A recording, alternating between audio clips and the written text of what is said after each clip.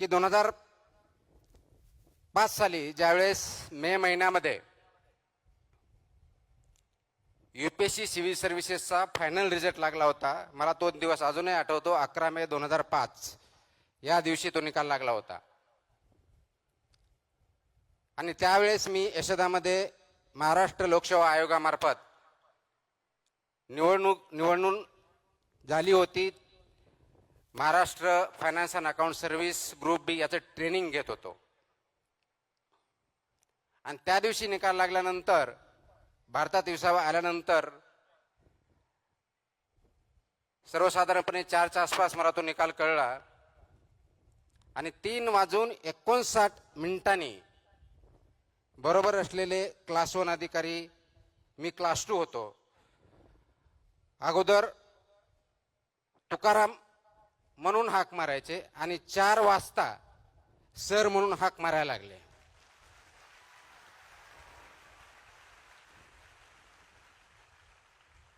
सांगायचा मुद्दा एवढाच आहे की एका सेकंदामध्ये, एका क्षणामध्ये समाजाचा तुमच्याकडे बघण्याचा दृष्टिकोन 360 डिग्री चेंज होतो. ती ताकद विचारामध्ये असते, आचरणामध्ये असते आणि परिस्थिती बदलण्यामध्ये असते. परंतु आपल्याला यश आलं, एखादं पद प्राप्त झालं, एखादी रँकिंग आली म्हणजे आपण कशाही परिस्थितीत हुरळून जायचं नसतं. आपला जो बेस आहे, आपले जे तत्व आहेत, मूल्य आहेत, याच्याशी कशाही परिस्थितीत कॉम्प्रोमाइज करायचं नसतं.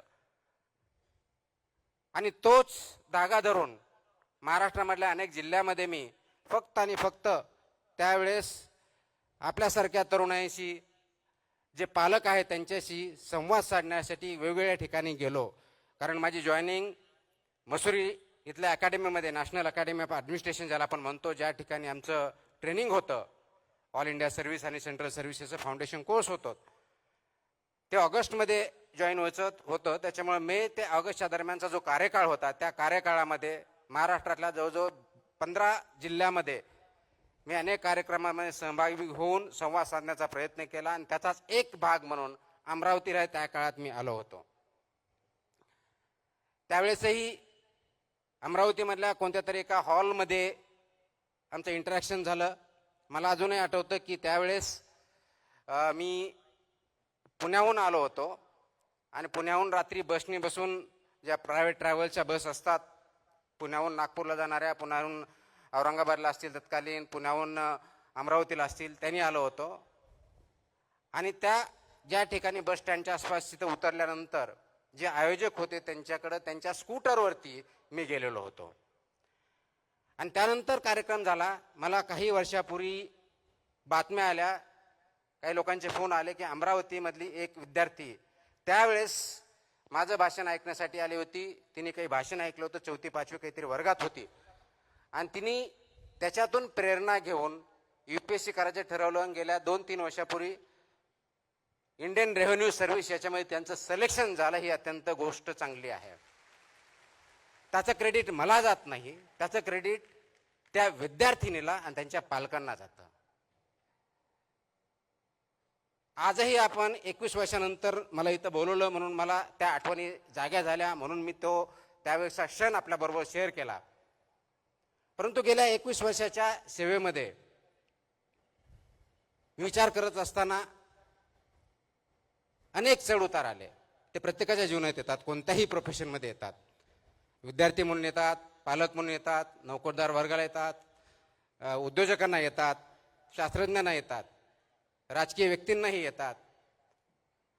परंतु चढ उतारावरती झाल्यानंतर चढ आला की थांबायचं आणि उतार आला की घसरत जायचं. जर ही परिस्थिती आपण ठेवली तर परिस्थितीशी आपण झुंज देऊ शकत नाही आणि पुढे जाऊ शकत नाही.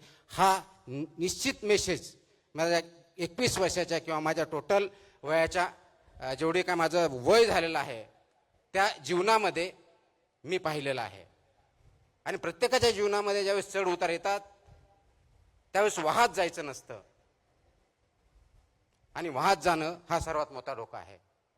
आज आपण 21व्या शतकावर ज्यावेळेस बोलतो, 4थ्या क्रांतीची नांदी आपण ज्याला बोलतो, आर्टिफिशियल इंटेलिजन्स, मशीन लर्निंग या युगामध्ये नोकऱ्यावरती खूप मोठ्या प्रमाणात गदा आलेली आहे असं आपण म्हणतो. विचार करा,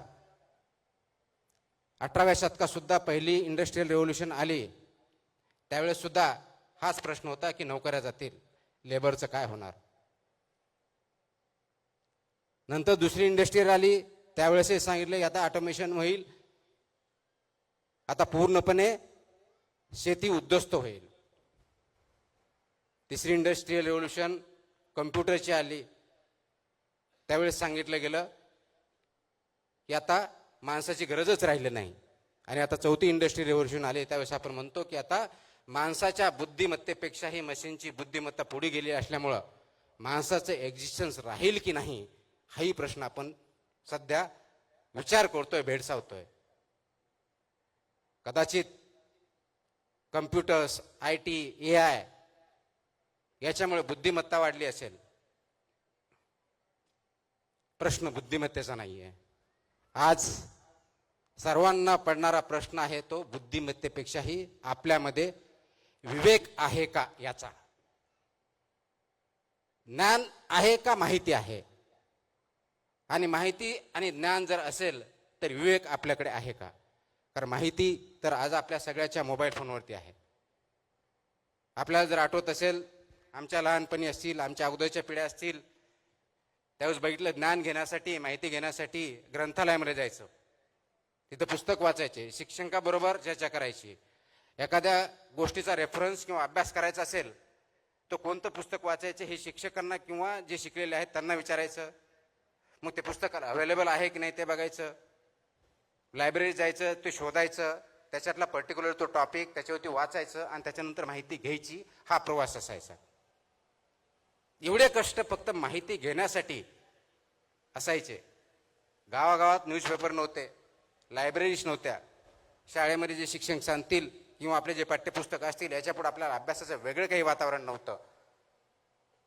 आज जगातली सर्व माहिती, फक्त जगातलीच नाही, अनेक शतकानुशतके याची माहिती किंवा पुढं काय होईल याची शक्यता हे आपल्या सर्वांच्या खिशामध्ये असतं, स्मार्टफोन.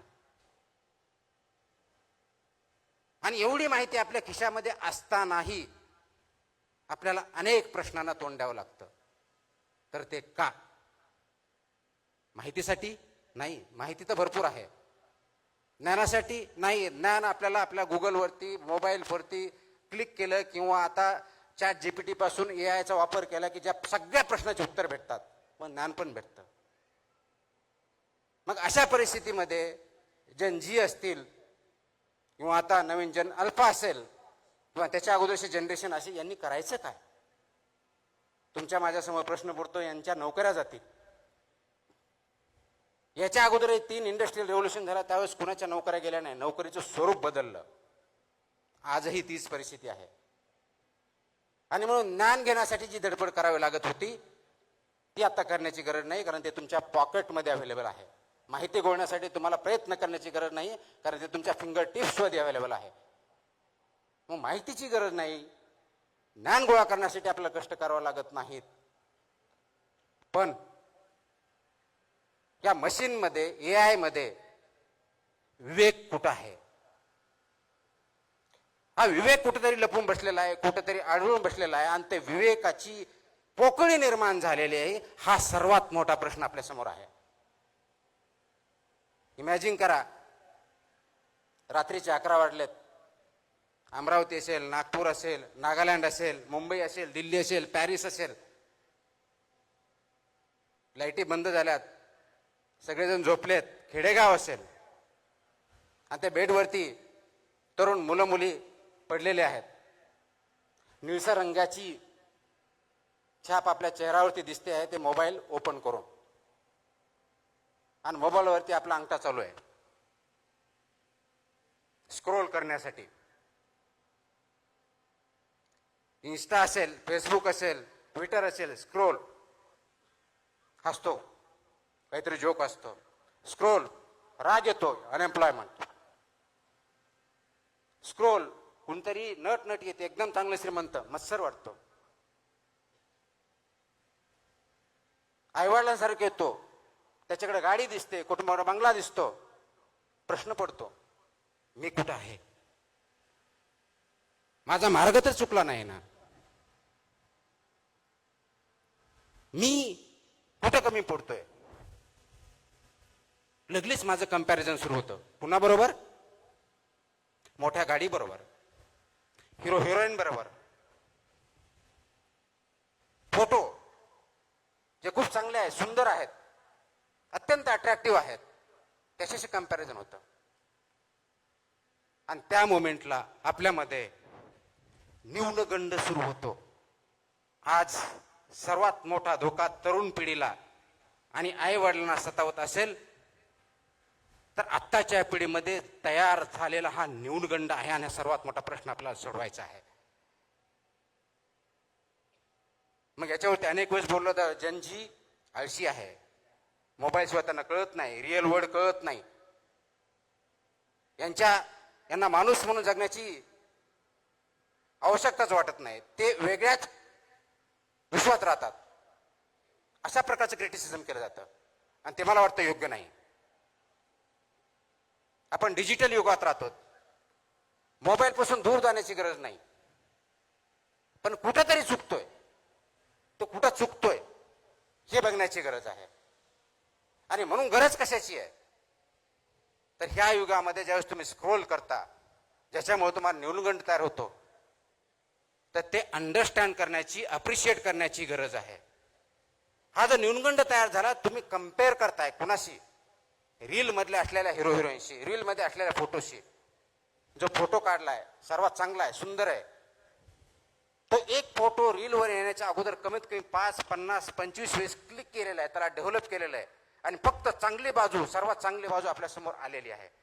ते 50 फेल झालेले प्रयत्न मात्र तुमच्या समोर आलेले नाहीत.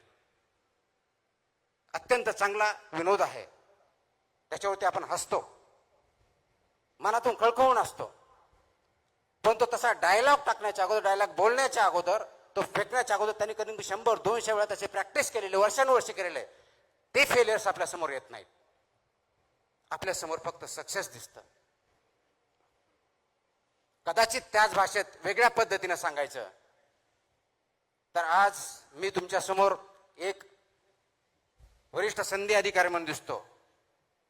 मला बऱ्याच उपमा दिल्या गेल्या, मला वाटत त्याच्यातले कोणत्याही उपमेचं मी लायकी नाही आहे. परंतु ज्यावेळेस मी यशस्वी झालो 2005, त्याच्या अगोदर पासून म्हणजेच 1997, 1998, 1999 या 3 प्रयत्नामध्ये मी फक्त इंटरव्ह्यू पर्यंत पोहोचू शकलो होतो. यशाने अपयशाने खचून गेलो होतो. आणि म्हणून तुमच्या माझ्यासारखा विचार करताना हा मी विचार केला की नाही, आता 2000 आपण इंटरव्ह्यू झालो, सिलेक्शन नाही झालं, म्हणून आपल्या हातात काहीतरी असावं, म्हणून विचार करून परत एमपीएससी दिली 2000ची. आणि त्याचा फायनल रिझल्ट 2003ला लागला. 4 वर्षे त्याच्यामध्ये गेली. आज कदाचित त्याच्यावरती विचार होऊ शकतो की ते योग्य होतं, अयोग्य होतं. आणि मग 2003ला रिझल्ट लागल्यानंतर मधल्या काळामध्ये मी लेक्चरशिप पण केली, वेगवेगळ्या नोकऱ्या पण केल्या, आणि 2004चा अटेम्प्ट देऊन फायनल सिलेक्शन झालं. तर आज फक्त सक्सेस दिसतंय. याच्या पाठीमागचे फेलियर्स, अपयश, याचा अभ्यास आपण कधी करणार आहोत का? आणि ते अभ्यास जर केलं, कारण आज कदाचित माझा फोटो तुमच्या समोर येत असेल, तुम्ही बघण्याचा प्रयत्न करत असेल, मीडिया छापत असेल, काही व्यक्ती बोलत असतील, कुणी चांगलं बोलत असेल, कुणी वाईट बोलत असेल, तर यश याच्या अगोदर अपयश यायलाच पाहिजे याची गॅरंटी नाही, आवश्यकता नाहीये. पण अपयश आलं आणि तुम्ही जर माझ्याशी कम्पेअर करायला लागले, त्या हिरो हिरोईनशी कम्पेअर करायला लागले, बिलियनरशी कम्पेअर करायला लागले, आणि तो न्यूनगंड आला आणि त्या न्यूनगंडावरून आपण चुकीचे निर्णय घेतले, तर ते मात्र शोकातिंगा या समाजाची ठरेल, तरुण वर्गाची ठरेल. आणि ती शोकातिंगा आपल्या सर्वांना होऊन द्यायची नाही, यासाठी हा संवाद करणार आपल्या समोर आलेलो आहे मी.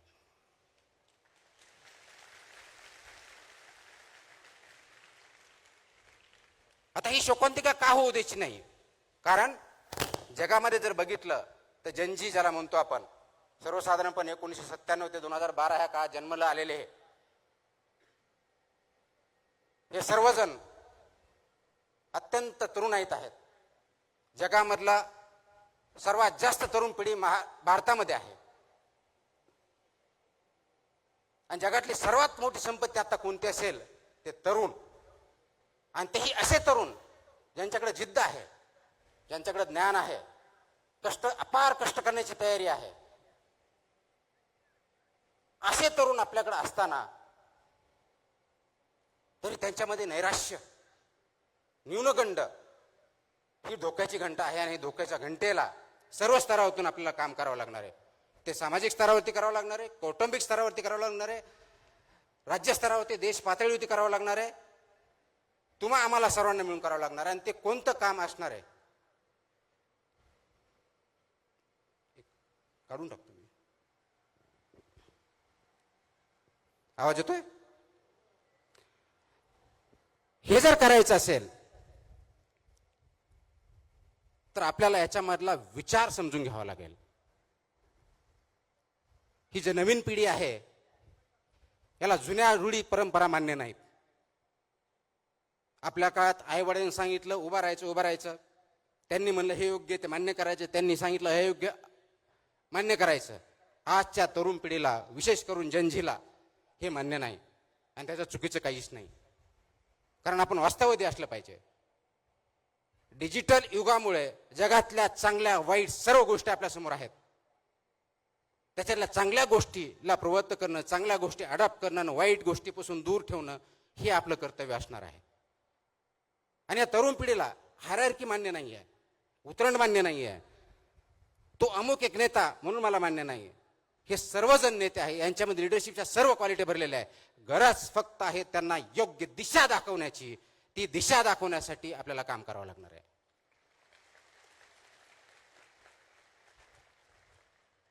आणि म्हणून आज जी दशा आपण बघतोय, दशातून दिशाकडे कसं जायचं, आणि ही जर दिशा आपण दाखवू शकलो तर जगाला आपण दिशा दाखवून जगामध्ये आपली सार्वभौम सत्तेसारखं जगातला सर्वात पॉवरफुल राष्ट्र बनवायला जास्त वेळ लागणार नाहीये.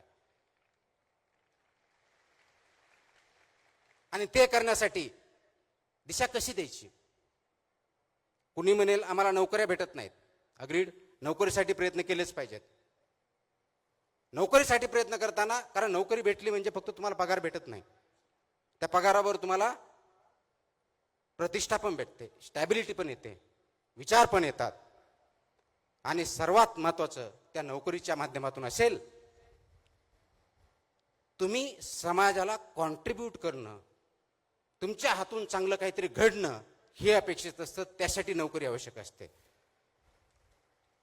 परंतु फक्त नोकरी एवढ्या पुरतं पाठिंबा न लागता नोकरी मागण्याबरोबरच नोकरी देणारे पण तयार होणं गरजेचं आहे. कारण ते सरकारी नोकरी असेल का प्रायव्हेटमध्ये, त्याला लिमिटेशन्स आहेत. म्हणून उद्योजक पण बनवावे लागतील. पण सर्वजण उद्योजक बनवू शकत नाहीत. काही जणांना शास्त्रज्ञ पण बनावं लागेल, काहींना शिक्षक बनावं लागेल, डॉक्टर बनावं लागेल, इंजिनियर्स बनावं लागेल. वेगवेगळ्या क्षेत्रामध्ये संधी आहेत. परंतु सर्वात महत्वाची जी गोष्ट आहे ती फक्त नोकरी देणं किंवा नोकरी तयार करणं एवढी नाही, तर समाजामध्ये विचार करण्याची प्रवृत्ती जोपासावी लागेल आणि वाढवावी लागेल. कारण आज फास्ट फॉरवर्ड स्क्रोलिंग, व्हॉट्सअप आलं की पुढे फॉरवर्ड करणं, या युगामध्ये आपण विचार करण्याचं थांबवलं आहे. तर विचार जो थांबवला आहे त्याला थांबवून विचार करण्याची प्रवृत्ती वाढीस घालावी लागेल. त्यासाठी आज आपल्याला विचार मंथन करावं लागेल आणि ते आपण सर्वांमध्ये बिंबवणं गरजेचं आहे. आपण जीवनामध्ये काम करत असताना, लहानपणापासून मोठे होत असताना आई वडिलांबरोबर इंटरॅक्शन करतो, समाजामध्ये वावरतो, मित्रांबरोबर चर्चा करतो. दिवसभरातले 24 तास जे असतात ते कोणत्या ना कोणत्या कार्यामध्ये आपण मग्न असतो. ते काम असतं की नसतं भाग वेगळा, मग्न असतो. एक स्टडी आहे, त्या स्टडीमध्ये असं सांगितलं की इंडियामधला तरुण सर्वसाधारणपणे दिवसातले 7 ते 9 तास हा स्क्रीनवरती घालतो. 7 ते 9 तास. आता 7 ते 9 तास ज्यावेळेस स्क्रीनवरती घालतो, त्या स्क्रीनवरती एक स्क्रोल केल्यानंतर, एक अंगठाने एका बोटाने तुम्ही एक स्क्रोल केल्यानंतर किंवा फॉरवर्ड केल्यानंतर विचार करतो का की आज ज्या जोकवरती मी हसलोय त्याचा अल्गोरिदम ऑलरेडी तिथं टिपलं जात आहे. ज्या फोटोवरती मी नॉट लाईक म्हटलंय तो परत आपल्यासमोर येणार नाहीये. ज्याच्यावरती मी टीका केली आहे ते रील्स मला परत भेटणार नाही आहेत. ज्याला मी लाईक केलंय ते सर्व माझ्यासमोर येणार आहेत. आणि हे 2-3 दिवस झालं की आपल्या मोबाईलवर फक्त आणि फक्त आपल्याला जे आवडतं तेच रील्स यायला, बातम्या यायला, स्क्रोल्स यायला चालू होते. आणि मग आपण स्वमग्न होतो त्याच्यामध्ये. 2 तासाचे 4 तास, 4 तासाचे 9 तास, 9चे 12 तास काय होतात कळत नाही.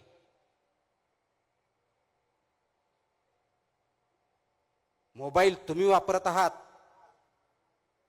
का तुम्हाला मोबाईल वापरतोय हा खरा प्रश्न आज आहे. स्क्रीन तुम्ही चालवत आहात का स्क्रीनच तुम्हाला चालवते याच्यावरती विचार करण्याची, थांबण्याची गरज आज आपल्या सर्वांमध्ये आलेली आहे. मला वाटतं तो जर विचार आपण केला तर अनेक प्रश्न गुंतागुंतीचे जे आपल्याला वाटतात ते सरसकट सुटू शकतात. आणि म्हणून यामुळे काय झालं, मला जे आवडतं ते मी ऐकतो, मला जे आवडत नाही ते माझे शत्रू होतात. विचार वैविध्य होत नाही. लगेच तंटे, भांडणं व्हायला सुरुवात होतात. ज्यावेळेस विचार असतो त्यामध्ये विविधता असते. मला जे आवडतं त्याच्या व्यतिरिक्त कोणीही बोलला तो माझा शत्रू, मित्र दूरचा शत्रू, वादविवाद पण नाही. आणि आज आपण जर जगाचा इतिहास बघितला, अगदी शेकडो वर्षाचा बघितला, प्रत्येक वेळेस प्रत्येक शतकात वॉर झालेले आहेत. कधी दगडाने झाले, कधी तलवारीने झाले, कधी बॉम्बगोळ्याने झाले, वर्ल्ड वॉर झाले, केमिकलचे वॉर झाले. आत्ताही जगामध्ये काही ठिकाणी वॉर्स चालू आहेत. पण आज सर्वात मोठं अस्त्र आणि शस्त्र आपल्याकडे जर असेल जगामध्ये आणि ते वापरलं जात असेल युद्धाच्या भूमीवरती तर ते विचारांचं शस्त्र आहे. आणि तो विचार ह्या रील्सच्या माध्यमातून, अल्गोरिदमच्या माध्यमातून तुमच्यापर्यंत पोहोचवला जातोय. तुमचा डोपामाइन इन्क्रीज केला जातोय. आणि हे सगळं अल्गोरिदम सिलिकॉन व्हॅलीमध्ये ज्या कंपन्या बनवतात त्यांना 100% माहिती आहे. आणि त्या अनुषंगानेच हे अल्गोरिदम बनवलेलं आहे, ह्या रील्स बनवलेल्या आहेत. आणि त्याचा बळी तुम्ही आणि मी, आणि विशेष करून भारतासारखा देश ज्या ठिकाणी सर्वात जास्त तरुण मंडळी आहेत त्या ठिकाणी होतोय.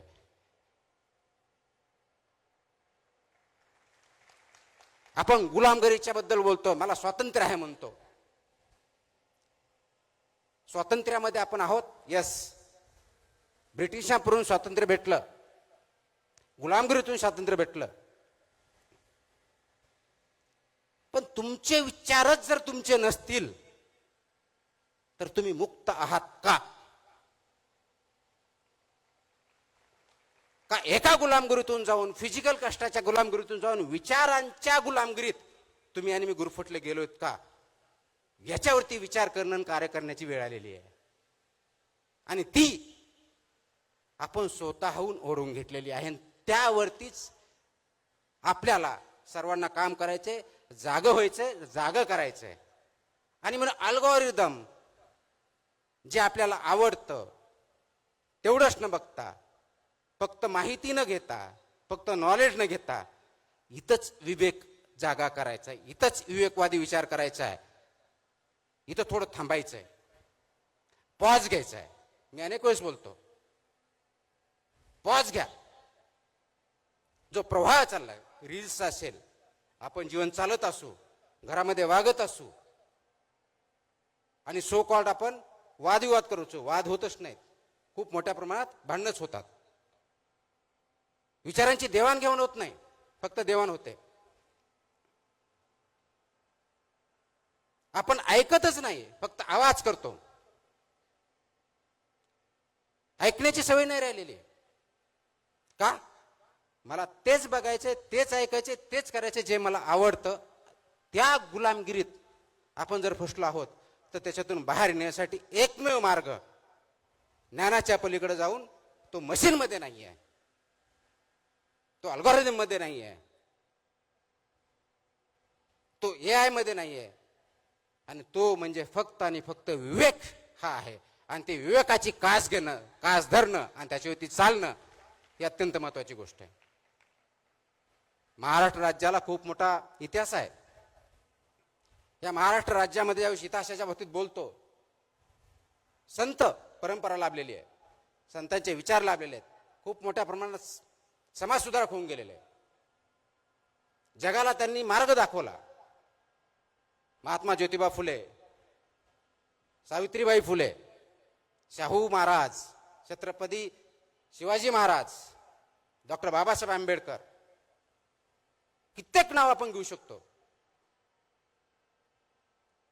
त्यांनी समाजामधल्या वेगवेगळ्या प्रतिष्ठा, चुकीच्या गोष्टी याच्या विरुद्ध काम केलं, विचार मांडले, त्याच्यासाठी शक्य अशक्य प्राय सगळ्या गोष्टी सहन केल्या आणि आज आपण त्यांच्यामुळे पुढे आहोत. परंतु त्यांनी दाखवलेल्या मार्गावरती आपण चालत आहोत का, हा विचार करण्याची वेळ तुमच्या माझ्यावरती आलेली आहे. गुलामगिरीचं आसूड हे पुस्तक वाचलं किंवा डॉक्टर बाबासाहेब आंबेडकरांचे अनाहिलेशन ऑफ कास्ट वाचलं किंवा शिवाजी महाराजांचं स्वराज्याचं स्वप्न बघितलं, महात्मा गांधींचं अहिंसा सत्य हे प्रिन्सिपल्स जर बघितले, याच्या किती प्रिन्सिपल्स होती, तत्वावरती आपण वाटचाल करत आहोत, हा प्रश्न प्रत्येकाने स्वतःला विचारायचा आहे. जयंत्या खूप साजरा करतो, विचार, कारण जयंत्या साजरा करण्यासाठीही फक्त फूल, त्याचे रील आणि रील फॉरवर्ड याच्या पलीकडे आपण जात नाही. पण त्यांचे विचार आचरणासाठी आपण काय करतोय, हा खरा प्रश्न आहे. आणि ह्या विवेकवादी होण्यासाठी आपल्याला थोडं थांबावं लागेल. आपला जो फ्लो चाललाय त्याला स्लो करावा लागेल. मलाही अनेक वेळेस असं बोललं जातं, खूप जणांनी बोलतात आणि चांगल्या भावनेतून बोलतात, तुम्ही प्रवाहाच्या विरुद्ध का नेहमी जाता. पाण्यात नदीत राहून मगरीशी वैर घ्यायचं नसतं, हाही मला सल्ला दिला जातो. आपण सिस्टमचा भाग आहेत, तर सिस्टमची वैर घेऊन तुम्ही काय करणार, बदल्यापेक्षा दुसरं काही भेटणार नाही, हेही मला सांगितलं जातं. आणि खरा प्रश्न तिथंच आहे. ना मी सिस्टमच्या विरोधात असतो, ना मगरीशी माझं वैर असतं, ना मला कुणाविरुद्ध काही भांडण करायचं असतं. माझा प्रश्न असतो की जो प्रवाह आहे, ज्या दिशेने चाललाय, ज्या वेगाने चाललाय, ज्या उद्देशाने चाललाय, तो योग्य आहे का अयोग्य आहे, याच्यावर आपण थोडं थांबूया. 10 सेकंद, 5 सेकंद, 15 सेकंद, 30 सेकंद एवढा विचार करूया. आपण करतो का? तुम्ही स्वतःला प्रामाणिकपणे आता एक प्रश्न विचारा. एक 10 सेकंद मी पॉज घेतो. तुमच्यापैकी किती जणांनी गेल्या 24 तासामध्ये, आय रिपीट, गेल्या 24 तासामध्ये स्वतःकरिता किती सेकंद दिलेले आहेत?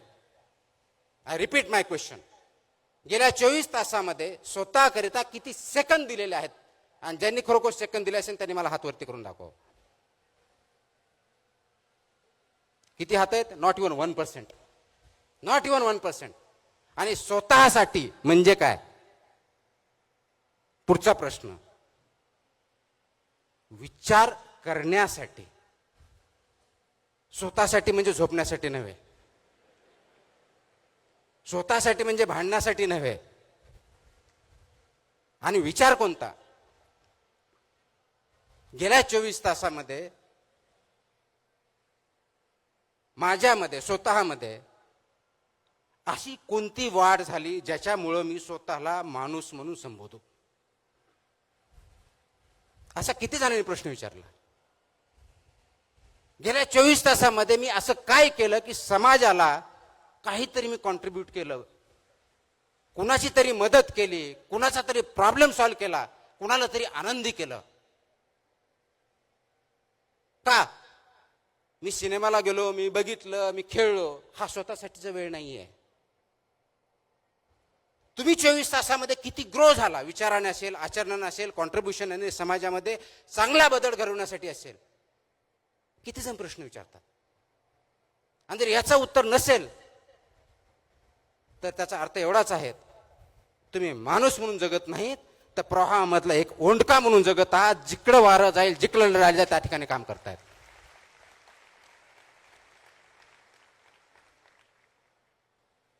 आता निर्णय तुम्हाला घ्यायचा आहे. तुम्हाला ओंडका म्हणून जगायचं आहे का त्या प्रवाहामधला मासा जिवंत आहे, अगदी प्रवाहाच्या विरुद्ध उड्या मारून हवेत इथं हवा तसा जगू शकतो, त्या माशाप्रमाणे जगायचा. हा निर्णय प्रत्येकाने स्वतःच्या बाबतीतला घ्यायचा आहे. ओंडक्याला अस्तित्व नाहीये. लाट आली तिकडे जाईल, मोठी लाट आली तर नदीच्या बाहेर पडेल, संपला. माशाला अस्तित्व आहे, तो जिवंत आहे म्हणून तो उड्या मारतो. ज्या ठिकाणी जायचे त्या ठिकाणी जातो, ज्या ठिकाणी अन्न खायचे त्या ठिकाणी खातो. पण हे करत असताना नदी पोल्युशन करत नाही,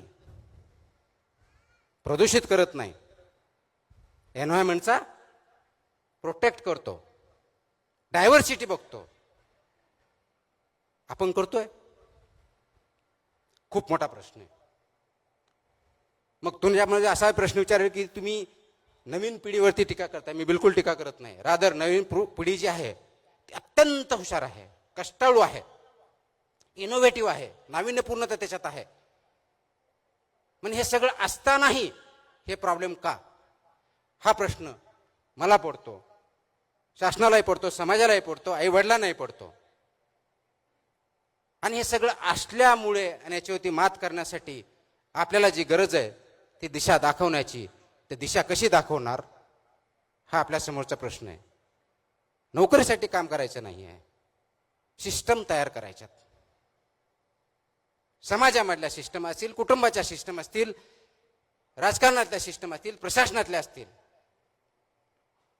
कारण नव्या पिढीमध्ये स्पीड खूप आहे, अत्यंत स्पीड आहे, एनर्जी आहे. तेवढी स्पीड कदाचित तुमच्या माझ्यात नाही आहे. मग ही जी स्पीड आहे, परंतु दिशा आहे का? तुम्ही योग्य दिशेनं चाललायत का, याच्यावरती विचार करण्याची गरज आहे. आणि ते दिशा नसल्यामुळे आपण भरकुटून जातोय.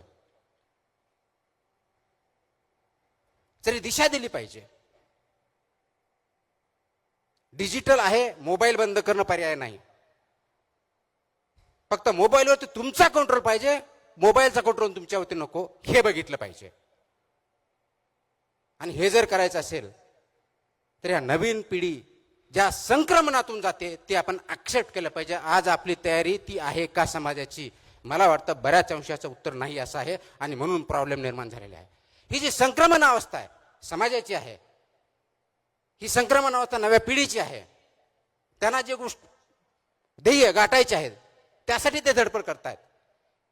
ही एनर्जी जी आहे ती एनर्जी चॅनलाइज करायची आहे. कारण अनकंट्रोल ऊर्जा जी असते त्याच्यामधून स्फोट होऊ शकतो. पण ती जर कंट्रोल केली तर त्याच्यामधून पाहिजे ती एनर्जी ज्या उद्देशासाठी करायची ती आपण तयार करू शकतो. ही जी नव युवक आहेत, नवीन जनरेशन आहे, त्याला ती एनर्जी देण्याची, हे संक्रमण अवस्था जाणून घेण्याची आणि त्याच्यातून त्यांच्याबरोबर चालण्याची, त्यांच्या विचार समजून घेऊन पुढे जाण्याची गरज आपल्या सर्वांना आहे. आणि त्यासाठी आपण काम करणं गरजेचं आहे. हे करत असताना खूप मोठ्या प्रमाणात प्रश्न येऊ शकतात, अडचणी येऊ शकतात. आणि म्हणून जगामध्ये आता जर बघितलं तर बदलाचे वारे भयंकर आहेत. काही दिवसापुरते भारतामध्ये खूप मोठ्या प्रमाणावरती आंदोलन झालं. आणि मी आता जसं म्हटलो त्यावेळेस त्या जनरेशनला, ज्याला जनजी म्हणतो, त्यांना लिडरशिप अशी एक हायरार्की चालत नाही. प्रत्येक जण त्याच्यामध्ये लीडर आहे. का लीडर आहे? त्याच्या अपेक्षा आहेत, आकांक्षा आहेत, ॲस्पिरेशन्स आहेत. ते फुलफिल होण्यासाठी ज्यांना आपण आळशी म्हणतो, ज्यांना आपण क्वेश्चन करतो की आळशी आहे म्हणून, ती जनरेशन सर्वात जास्त क्लायमेट चेंजवर बोलते.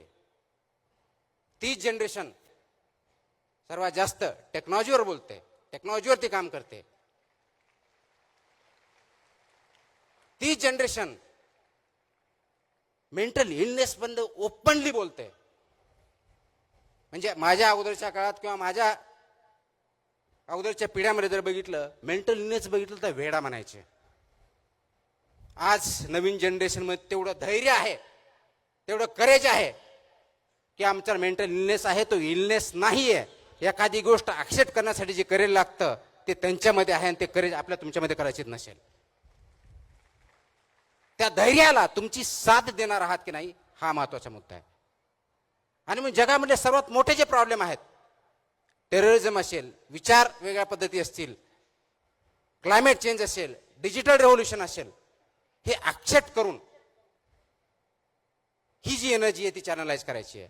आणि ती करण्यासाठी आपल्याला आज तुम्हा सर्वांना, नवीन जनरेशनला सुद्धा यशाची डेफिनेशन काय आहे याच्यावरती विचार करण्याची गरज आलेली आहे.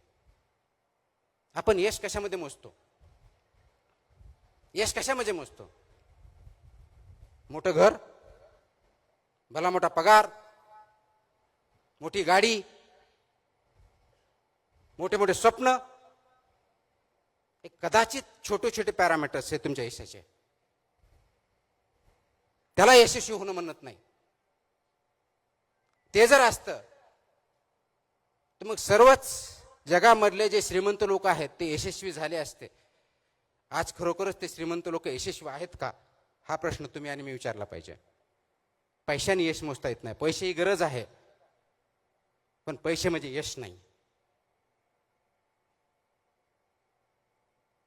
आणि तुम्ही विचार करा, एक वेळेस नोकरी लागली, पगार भेटायला लागला, घर व्यवस्थित चालायला लागलं, आणि तेच रुटीन चालू झाल्यानंतर काही दिवसांत तुम्हीच म्हणणार आहे मला माझ्या जीवनामध्ये काही चॅलेंजिंग असं वाटतच नाही आहे, रुटीन झालेलं आहे.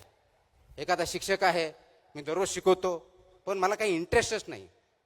याचा अर्थ शिक्षकाचे जे गुण आहेत त्यांच्यातून निघून गेलेले आहेत. ती नोकरी म्हणून आपण काम करतोय. अधिकारी आहे, रुटीन म्हणून जॉब करतोय, 10 ते 6 फाईल आली, फाईल केली, त्याची भूमिका बजावत नाही आहे. आई वडील ज्यावेळेस मुलाबरोबर बोलत नाहीत, खेळत नाहीत, इंटरॅक्शन करत नाहीत, चर्चा करत नाहीत, त्यावेळेस फक्त त्रयस्थ म्हणून मुलाकडे बघितलं तर आई वडिलांचा रोल किंवा भूमिका आपण पार पाडत नाही. याला तुम्ही यश म्हणणार आहात का? समाजामधल्या वेगवेगळ्या क्षेत्रामध्ये काम करणाऱ्या, स्तरावर असणाऱ्या लोकांच्या जीवनामध्ये पॉझिटिव्ह बदल घडवून त्यांना काहीतरी आनंद देण्यामध्ये आणि कॉन्ट्रीब्युशन करण्यामध्ये यश आहे, हा प्रश्न तुम्हाला आम्हाला पडला पाहिजे. आज गरज त्याची जास्त आहे. आपण म्हणतो हे जनरेशन सध्या खूप कनेक्टेड आहे, इंटरनेटमुळे, डिजिटल युगामुळे कनेक्टेड, सर्वात कनेक्टेड, सर्वात इन्फॉर्मेटिव्ह. एका बाजूला सर्वात कनेक्टेड जनरेशन असलेलं सर्वात लोनली जनरेशन तेच आहे. बाहेरून त्यांच्या चेहऱ्यावर हसू दिसतंय, व्हॉट्सअप फॉरवर्ड स्माइली दिसत आहेत, त्यांच्या आतून जी घुसमट चालली ती कधी बघणार आहोत? त्याला कधी वाचा फोडणार आहोत का? आणि ते फोडलेल्या वाचाला आपण ऐकणार आहोत का? हा आज पॅरेंट्सने आणि समाजाने स्वतःला विचारायचा प्रश्न आहे. ती घुसमट बाहेर आली पाहिजे, ते अंडरस्टँड केलं पाहिजे. आणि म्हणून तो जे ट्रान्झिशन आहे, ती संक्रमण अवस्था जी आहे ती अंडरस्टँड करून त्याच्या पुढे गेलं पाहिजे. ते करण्यासाठी विवेकवादी विचार, विवेक, तुमचं आचरण आणि त्याच्यावरती ध्येयानं, धैर्यानं चालण्याची सर्वांची साथ, या दृष्टिकोनात आपल्या पावलं उचलावं लागणार आहेत. हे करत असताना कदाचित कष्ट खूप करावे लागतील. माझ्यावरती जे पुस्तक लिहिलं गेलं त्याच्यावरती थोडक्या ते पुस्तकाची जी रील दाखवली किंवा जो व्हिडिओ दाखवला, कदाचित त्याच्यातून खूप काय त्या रील म्हणून जाणवणार नाही. परंतु जर पुस्तक वाचलं, ऑथर इथं आहेत शफी पठाण, त्यांनी खूप छान पुस्तक लिहिलंय, तर त्याच्यामधून कष्ट काय अर्थात हे बघितलं तर ते आपल्याला कळेल की आपल्या बऱ्याच वेळेस असं वाटतं की मला खूप कष्ट आहेत, मला खूप त्रास आहे, मला कोणतीही संधी नाही आहे, आणि ते संधी नसल्यामुळं मी खूप मोठ्या प्रमाणावरती काम करू शकत नाही. संविधानानं आपल्याला संधी दिलेली आहेत. डॉक्टर बाबासाहेब आंबेडकरांनी जे संविधान लिहिलं त्याच्यावरती समता, बंधुता, न्याय, लिबर्टी, इक्वॅलिटी, जस्टिस, फ्रॅटर्निटी, हे जे प्रिन्सिपल्स चाललेत फक्त तेवढ्यापुरते मर्यादित नाही, समाजामध्ये वागवण्यापुरते आहेत. ती तुम्हाला संधी दिलेली आहे, तर ती संधी आपण घेणार आहोत का फक्त कॉन्स्टिट्यूशनच्या पेपरवरती ठेवणार आहोत, हा प्रश्न तुम्ही आणि मला विचारायचा आहे. आजकाल मी वाचत असताना खूप नैराश्य आपल्यामध्ये आहे, खूप पोकळी तयार झालेली आहे, आणि खूप विद्यार्थी आत्महत्येचा विचार करतायत, हाही डेटा समोर येत आहे. हा जो आत्महत्येचा डेटा, विचार येण्याचा जो डेटा आहे, जो प्रमाण आहे, ते वाढण्याचं कारणच ही घुसमट आहे, लोनलीनेस आहे. म्हणजे सर्वात कनेक्टेड जगात, डिजिटल जगात कंटिन्युअसली मोबाईलवर 7-7, 8-8, 10-10 तास रील करत असताना, चेहऱ्यावर हास्य आणि स्मित दिसत असताना लोनलीनेस कोण बघणार? तुमचा अल्गोरिदम नाही बघणार आहे. तुमचा खरा साथी, आई वडील, भाऊ बहीण, मित्र, पत्नी, पती, कोणीतरी बघणार आहे. आणि ते करण्यासाठी थोडा विश्राम घ्यावा लागणार आहे, थोडा पॉज घ्यावा लागणार आहे. जो प्रवाह चालू रीलचा, फॉरवर्डचा, तो क्वेश्चन करावा लागणार आहे. Let's stop, let's take a break. आणि तो ब्रेक घेतला, सिंहावलोकन केलं. अरे, माझ्या जीवनामध्ये, माझ्या 20 वर्षाच्या काळामध्ये, 25 वर्षाच्या काळामध्ये, 40 वर्षाच्या काळामध्ये मी काय केलं? जन्माला आलो, नोकरी लागली, पद प्रतिष्ठा भेटली. इतिहासामध्ये असे बरेच अधिकारी आले, पदाधिकारी आले, नेते आले. किती जणांची नोंद आहे? सर्वात श्रीमंत माणूस किती नोंदी आहेत? सर्वात मोठा वॉरियर किती नोंदी आहेत? महात्मा गांधी किती श्रीमंत होते? नेल्सन मंडेला किती श्रीमंत होते? डॉक्टर बाबासाहेब आंबेडकर कोणते मोठे बंगले होते? शिवाजी महाराजांनी स्वतःचे असे किती बंगले बांधून त्याच्यात राजवाडे तयार केले होते? त्यांना आपण का विसरत नाही? जगाच्या इतिहासावरती, आपल्या काळजावरती त्यांचं नाव का कोरले गेलेली आहेत? का आपण फक्त बिल गेट्स आणि यांचंच नाव घेऊन पुढे जातोय का? कारण ह्या महान व्यक्ती ज्या आहेत, त्यांनी पैशाच्या जोरावर त्यांचं नाव कमवलेलं नाही. नाव कमवण्यासाठी त्यांनी कधी काम केलेलं नाहीये. त्यांनी आपल्या काळजावर ठसा उमटला तो समाजामध्ये दिलेल्या देणगीसाठी आणि समाजाला उच्च प्रतीवर नेण्यासाठी केलेल्या कष्टामुळे आपण केलेला आहे.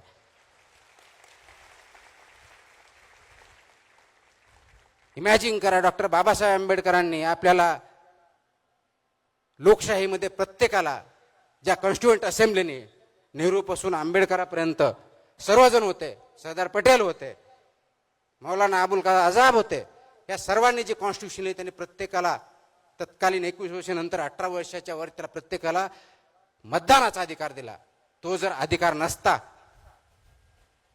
तर तुम्हाला आज आपल्याला हवं तसं शासन निवडता आलं असतं का? याचा विचार करा.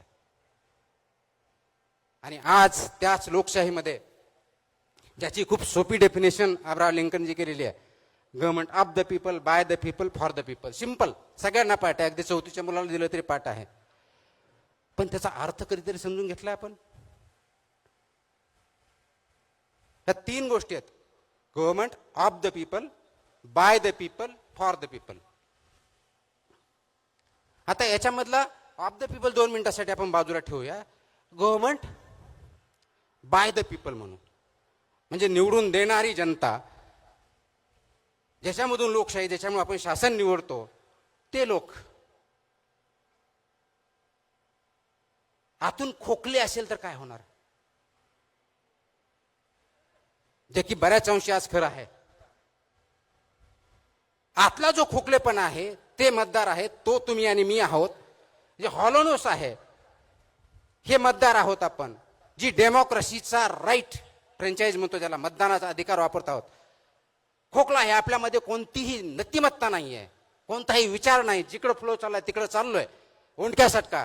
आणि त्याच्या आधारावरती ही लोकशाही, हे शासन, आपण कोणतंही जे असेल, मी पार्टीबद्दल बोलत नाही, मी लोकशाही आणि शासन या पद्धतीबद्दल बोलतोय. ज्या खोकल्या विचारांनी जर आपण निवड केली तर ते शासन, ती लोकशाही कुणासाठी असेल? जो तिसरा प्रश्न आहे, government of the people, by the people, for the people, त्या खोकल्या लोकांसाठीच असेल.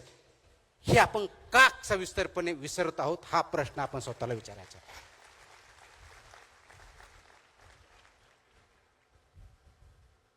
हा दिलेला हक्क आहे आपल्याला. आणि लोकशाही म्हणजे फक्त मतदार नव्हे, मतदान 5 वर्षातून एकदा करायचंय निवडणुकीमध्ये. लोकशाही त्याच वेळेस टिकते, त्याच वेळेस समृद्ध होते, त्याच वेळेस वाढते ज्या वेळेस त्या लोकशाहीमध्ये फक्त मतदार नसतात तर जागरूक नागरिक असतात. त्यावेळेस ती लोकशाही टिकते वाढते. मग ते जागरूक नागरिक तुम्ही आणि मी आहोत का, याचा विचार आपण करतोय का? का फक्त मतदानाच्या वेळेस 60च्या ऐवजी 80% मतदान झालं म्हणजे आमची लोकशाही प्रगल्भ झाली, ह्या घोषणा देण्यापूर्वच मर्यादित आहे का? हाही प्रश्न तुम्ही आणि मी स्वतःला विचारला पाहिजे. आणि म्हणून स्वातंत्र्य असून चालत नाही, फक्त मानून चालत नाही. आज तुम्हाला आणि मला हा प्रश्न विचारावा लागेल, प्रत्येक गोष्ट जी आपण वाचतोय ती खरी आहे का? कारण अल्गोरिदम विचाराचं प्रदूषण एवढ्या मोठ्या प्रमाणात वाढलेलं आहे आणि प्रत्येक गोष्ट फॉरवर्ड विचारामध्ये algorithm, reels, social media, even पुस्तकं. कारण त्या पद्धतीनं एकच गोष्ट रिपीटेटिव्ह करून सांगितलं की खरी वाटते. जो मोठ्याने बोलतो तो आवाज, आणि ह्या आवाजामध्ये दबला जातो तो विचार, हा प्रॉब्लेम झालेला आजचा. आज आवाज वाढला पाहिजे का विचार, हा प्रश्न आपण कोणी विचारत नाही. आवाज मोठा कुणाचा, विचार कुणाचा, हा प्रश्न आपण विचारत नाहीये. आणि म्हणून तो विचार मोठा करायचा जर असेल तर आवाजाला लहान करावं लागेल. ही तयारी आपली स्वतःची, आपल्या स्वतःच्या कुटुंबापासून कम्युनिटीपर्यंत, समाजापर्यंत सर्वांची असेल तर आणि तरच तो समाज आणि ते कुटुंब आणि कम्युनिटी पुढे जाऊ शकते. अन्यथा आपण जी स्वप्न बघतोय ती दूर दूर चलत राहणार आहेत. आपण ते स्वप्न कधीही पादाक्रांत करू शकणार नाही. मग आपण पुढच्या पिढ्यांना काय देणार आहोत? तर पुढच्या पिढ्यांना हा विचार दिला पाहिजे, आवाज नाही. पुढच्या पिढ्यांना ऐकण्याची सवय लावली पाहिजे. त्यासाठी स्वतः आपण ऐकायला शिकलं पाहिजे. अगोदर मला ऐकावं लागेल, त्यांचं म्हणणं काय, त्यांची ट्रान्झिशन काय, इच्छा काय, आकांक्षा काय आहेत, अपेक्षा काय आहेत, त्यांच्या अडचणी काय आहेत, ते ऐका, त्याच्यावरती विचार करा. आणि मग त्यासाठी आवश्यक असलेला सिस्टम तयार करा आणि त्याच्यावरती पादांकरण करण्याचा आपण सर्वांनी प्रयत्न केला पाहिजे. तरुण मित्र मैत्रिणींनो, तो खूप मोठ्या संख्येने आलात, मला माहिती खूप वेळ झालेला आहे. मला आता सांगण्यात आलं की जी स्पर्धा घेतली त्यासाठी कोल्हापूरची मुलगी, लातूरची मुलगी प्रथम आली. ती तिच्या आईवडील सहित इथं लातूरहून इथं आलेली आहे आणि त्यांना बक्षीस फक्त सर्टिफिकेट देणार आहेत माझ्या माहिती, आणि पुस्तक याच्यापेक्षा वेगळं काही नाही. हा विचार जर तिला घेऊन येत असेल तर त्याच्यापेक्षा दुसरा विचार करण्याची आवश्यकता नाही, हे महत्वाचं आहे.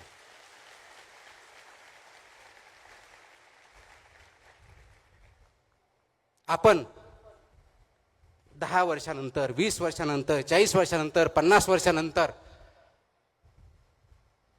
काय म्हणून राहणार आहोत? आपण मृत्यू झाल्यानंतर आपली इतिहासात नोंद घेतली जाणार की याचा विचार करू नका. इतिहास फक्त त्यांनाच ओळखतो, त्यांचीच जाणीव ठेवतो, त्यांचीच ओळख ठेवतो, त्यांच्याच खानाखुणा ठेवतो जो समाजाला पुढच्या स्टेजवर घेऊन जाण्याचा प्रयत्न करतो आणि त्याच्यात यशस्वी होतो. आणि ते महान नेत्यांनी केलेलं आहे समाजामधल्या, भारतातल्या, महाराष्ट्रातल्या, जगातल्या. आणि ते नेण्याचं काम विवेकाने केलं आहे. ज्ञानेश्वर महाराजांनी, संत ज्ञानेश्वर महाराज यांनी ज्ञानाचं कनेक्शन विवेकाशी लावलं. तुकाराम महाराजांनी जे समोर आलं ते मान्य नाही केलं, अनुभव फक्त केले नाही, त्याच्या आधारे बदल करण्याची, त्यांची असलेल्या परिस्थितीला बदलण्याची, समानता आणण्याचा प्रयत्न केला. शिवाजी महाराजांनी नैतिकता जोपासली आणि स्वराज्य ही संकल्पना सर्वात अगोदर शिवाजी महाराजांनी दिली. डॉक्टर बाबासाहेब आंबेडकरांनी सामाजिक न्यायाची घोषणा केली. पण हे सगळं करण्याच्या अगोदर त्यांच्या मनात तो विचार आला आणि त्या विचारावरती त्यांनी काम केलं, म्हणून हे त्यांना शक्य झालं. 21व्या शतकातला भारत समाज किंवा स्वतः तुम्ही आणि तुमची पिढी, तुमचे मुलं हे घडवायचे जर असतील तर प्रथमतः गरज काय असेल तर तुमच्यामध्ये तो विचार येण्याची, त्याच्यावरती रुजवण्याची आणि त्याच्यावरती काम करण्याची. ही तयारी तुमची, माझी, समाजाची आणि नवीन जनरेशनची आहे का, हा प्रश्न तुमच्या समोर आहे. आणि ही जर विचार करण्याची प्रवृत्ती नसेल, रुजवण्याची साठी प्रयत्न करणार नसाल, याच्यामध्ये सहभागी होणार नसाल, तर आपण जो जगामधला सर्वशाली देश बनण्याचं स्वप्न बघतोय ते तर दूर राहा, आपण स्वतःही कुटुंबही तेवढं सर्वशाली, महान किंवा शक्तिशाली होणार नाही. ही क्लिअर कट अधोरेखित करण्याची गोष्ट आहे. आणि म्हणून त्या दृष्टीनं काम करण्यासाठी आज आपल्याला काही गोष्टी मान्य कराव्या लागतील, त्याच्यावरती काम करावं लागेल. आणि ते सर्वात महत्वाची माझ्या दृष्टिकोनातून जी गरज आहे ती समाजामध्ये नैतिकता या गोष्टीची आहे. नैतिकता जोपर्यंत वाढत नाही, नैतिकता जोपर्यंत अंगीकारत नाही, तोपर्यंत त्या समाजाचा, त्या कुटुंबाचा, त्या कम्युनिटीचा जगात कधीच उद्धार झालेला नाही. असे अनेक उदाहरणं आतापर्यंत आहेत. ती नैतिकता म्हणजे काय? नैतिकता फक्त ज्यावेळेस कन्व्हिनियंट होईल त्यावेळेस वापरायची आणि बाकीच्या वेळेस खुंटीला टांगून ठेवायची, ती नैतिकता नसते. नैतिकता ती असते ज्यावेळेस तुम्ही खरोखर अडचणीत असता त्यावेळेस सुद्धा ते प्रिन्सिपल, ते व्यक्ती, ती व्हॅल्यू, त्याची गाठ तुमच्या बरोबर राहते, तुम्ही सोडत नाही, त्याला नैतिकता म्हणतात. आणि म्हणून मला अनेक वेळेस सांगितलं जातं की तुम्ही असं केलं असतं तर आणखी असं काही करता आलं असतं.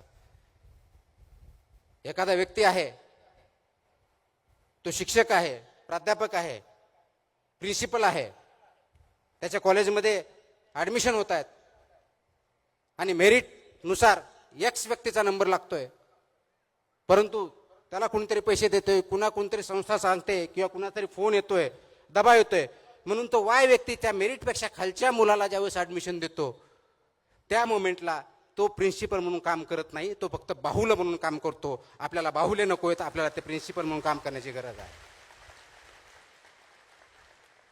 आणि आपणही व्यक्ती म्हणून, माझा मुलगा आहे हो, ओळखीच्या ते मदत करा, काय फरक पडतो एका बाजूला गेलेला, हेही म्हणण्याचे आपण बंद केलं पाहिजे. कारण याची सुरुवात समाजापासून होते. टाळी कधीही दोन हाताने वाजत असते. आपला हात चांगल्या गोष्टीसाठी पुढे करा, वाईट गोष्टीसाठी नाही. आपलं पाऊल, आपला प्रवाह योग्य आहे की नाही ते विचारा. योग्य असेल तर पाऊल त्या दृष्टीने टाका, अयोग्य असेल तर योग्य दिशा ठरवा, त्याच ठिकाणी योग्य पाऊल उचला. भविष्य तुमचं आणि माझं असेल. एवढंच बोलतो. जय हिंद, जय महाराष्ट्र.